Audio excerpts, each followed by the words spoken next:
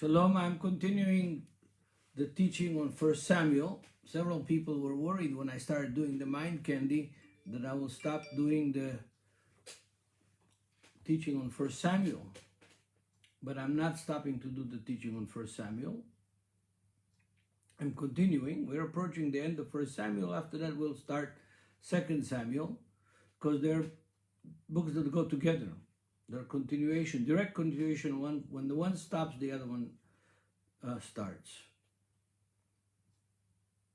Why are they divided into 1 Samuel, 2 Samuel, 1 Kings? 2 Kings, simply because when they were writing these things, the scribes were copying these things on skin, on vellum. A big scroll becomes heavy. A Torah scroll could weigh up to 10, 12, 15 kilo, a big one. And so in order not to make the scroll such a giant scroll, bigger than the Torah, they divided them into 1 Samuel, 2 Samuel, 1 Kings, 2 Kings. It's all a composition that continues one from the other. It's one composition that took many years to write by probably several different writers. But in the end, it was, a continuation of the same story. Chapter 28 of 1 Samuel, fascinating chapter.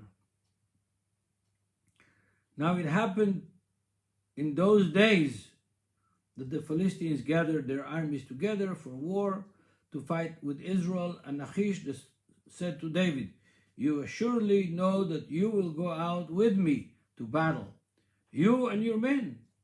So David said to Achish, "Surely you know what your servant can do." And Achish said to David, "Therefore I will make you one of my chief guardians forever." David is in a pickle. He's in trouble because for several years he's been raiding other nations, city-states of the Canaanites, of the Amalekites, and he was reporting to Achish that he's attacking Judean villages and towns, and the booty that he brought from the others he gave to Achish, the king of the Philistines, the king of Gath.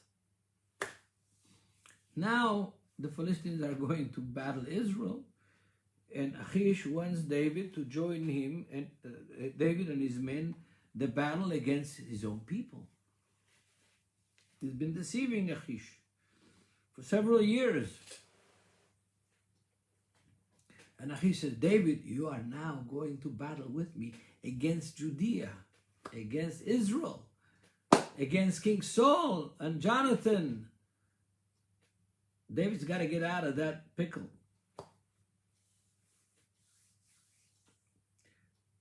Achish says, "I will make you forever my personal bodyguard. I trust you. You will be my personal bodyguard after this battle against the Israelites." I wonder if Achish already had some smell that David was cooking a rat.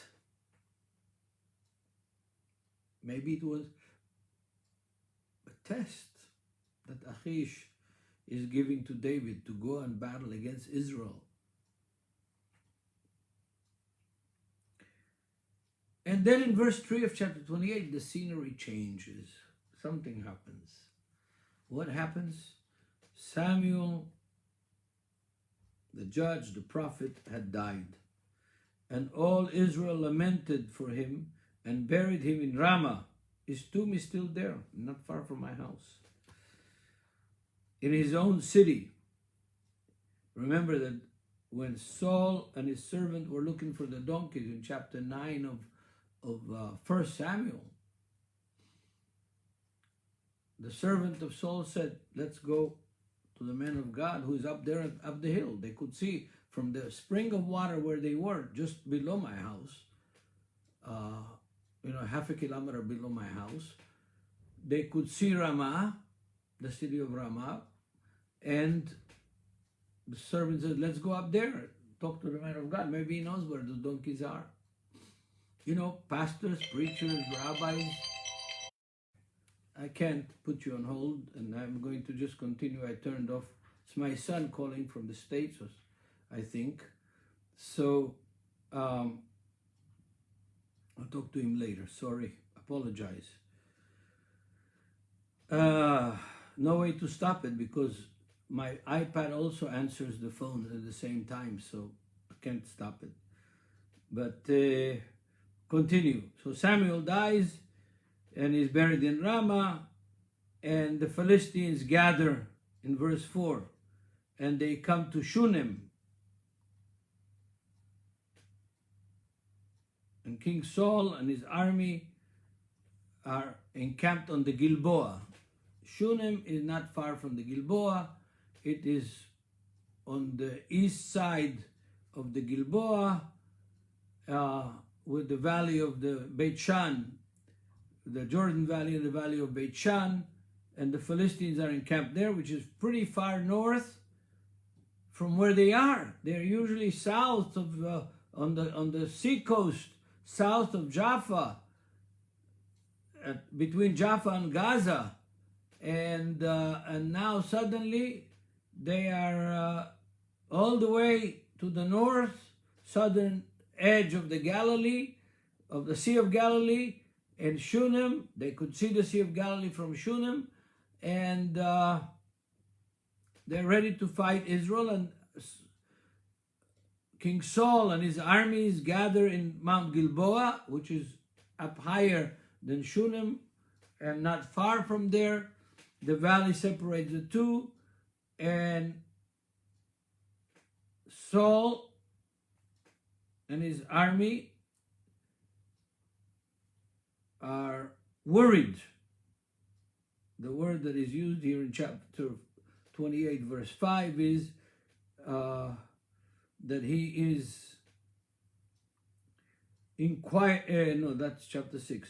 Saul saw the army of the Philistines. He was afraid, not worried. He was afraid. The King James says he was afraid, and his heart trembled greatly. He was stressed greatly from seeing the army of the Philistines that far north. And in verse 6, Saul seeks the Lord. And Saul inquired of the Lord, and the Lord did not answer him, either by dream or by the Urim and Tumim that the priest had in his satchel, that were like ordeal checkers. They would ask him a question and the answer would be yes or no. There was like marbles. One was white, one was black, exactly the same shape, the same texture, the same weight. And the priest would stick his hand in the dark pocket and pull one out. If it was black, it would be no. If it was white, it would be yes. And Saul had a priest go with him to battle, and he was inquiring from the Urim or by the prophets, and didn't get a satisfactory answer. So he says, verse 7, find me a woman who is a medium, a sorceress, that I may go to her and inquire from her. And his servant said to him, in fact, there is one woman who is a medium in Endor, not far from Shunem.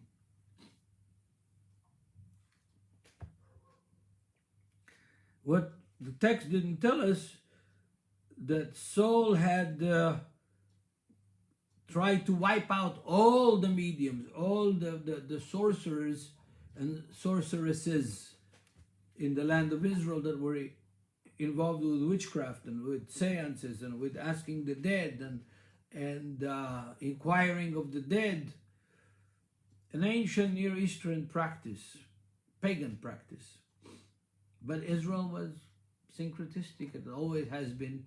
Today, Judaism is as syncretistic as the Christian world. Syncretistic means that they took two faiths, two religions, and try to harmonize between them, to adapt different practices one from another. and to fit within the cultural milieu. A friend of mine, one of my old disciples, wrote a book, The Cultural Church, Lagarde F. Smith, that came in 1974 to my house to learn, and became a very, very strong believer, professor of law, and at Pepperdine, and a great teacher and a great man of God. So Saul had wiped out all these mediums and sorcerers, and his servant said, there is one left in the land, and it's not far, at Endor. From Shulam toward the Jordan River, Endor is just before you take the really steep down turn from the mountains to the Jordan River. So he dresses up, not like the King Saul, like a regular person.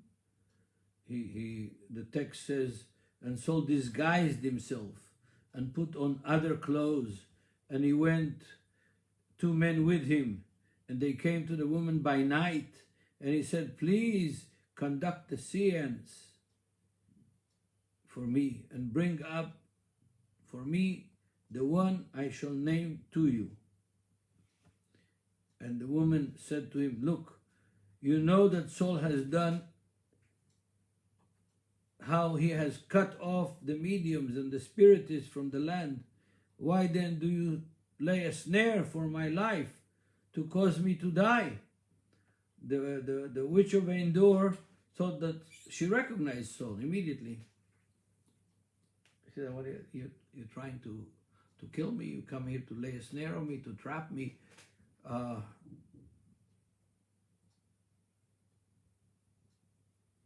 She was in a situation she couldn't get out of, so she asked Saul, whom shall I bring up for you?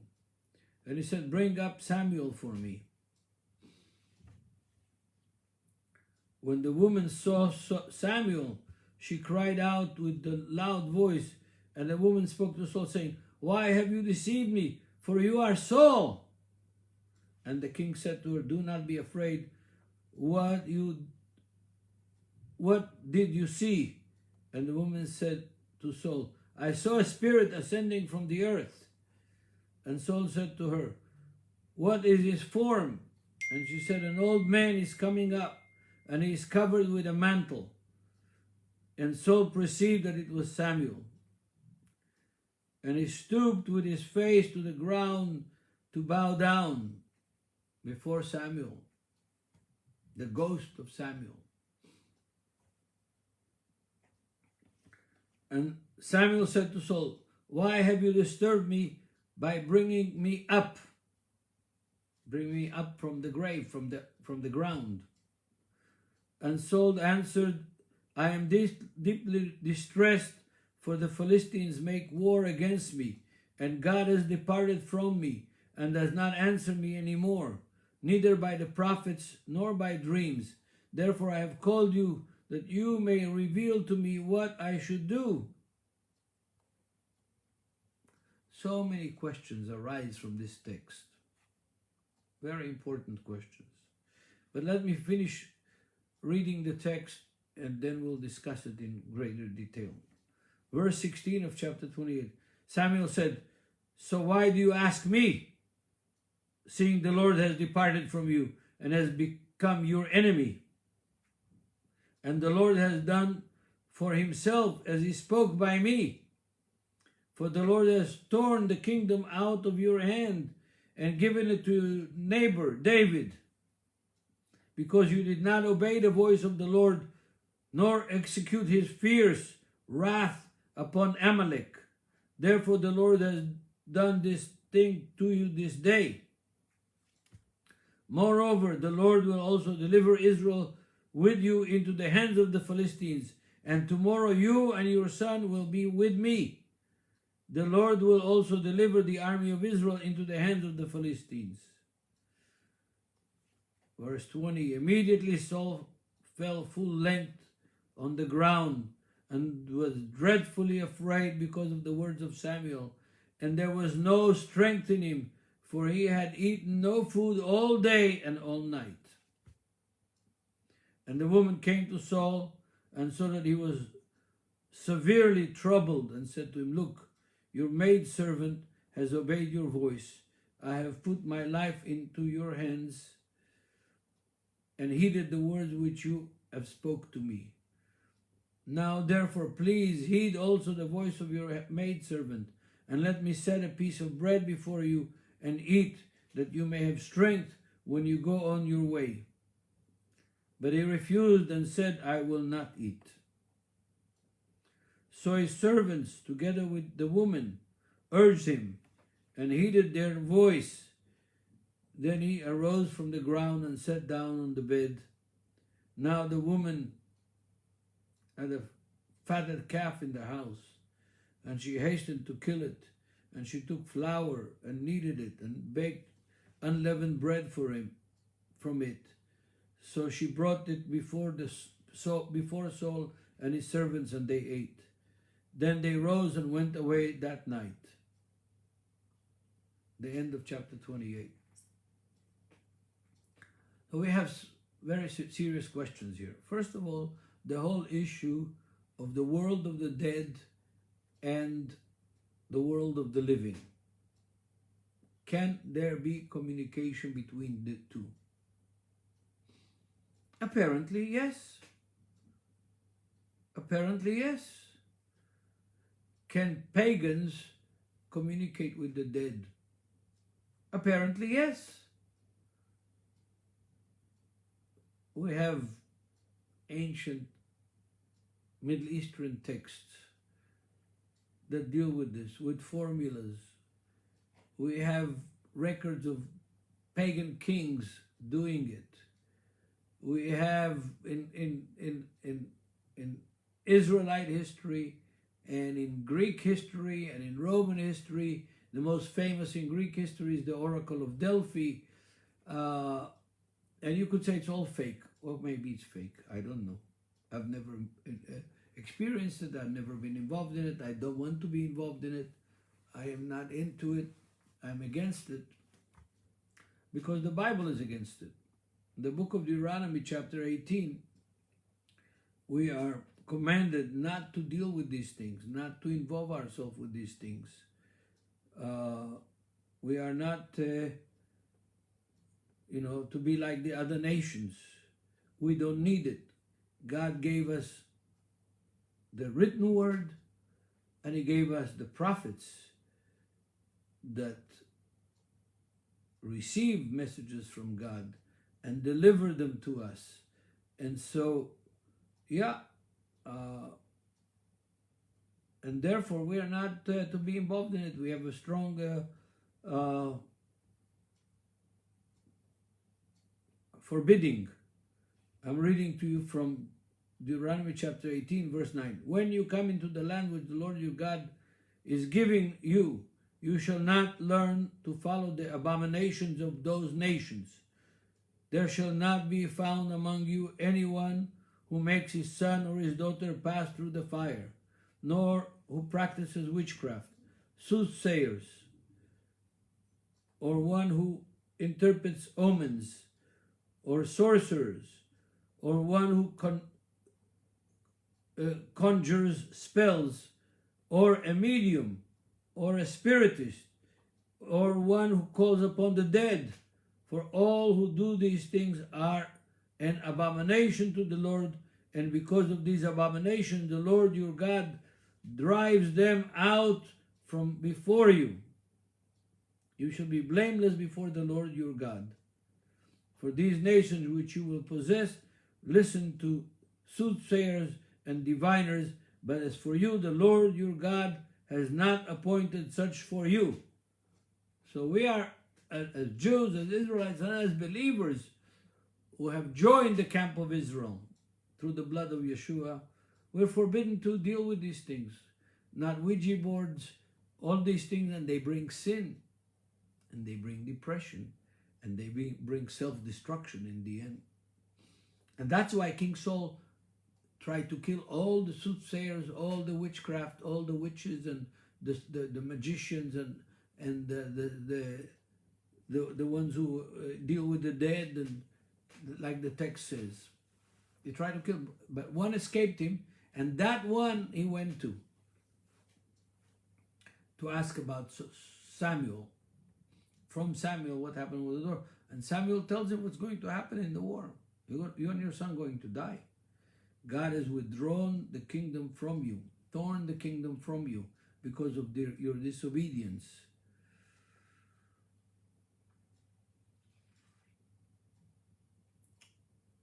Yes, there is such a thing. There was such a thing. There is such a thing today in the United States, in South America. It's rampant. In Africa, it's rampant.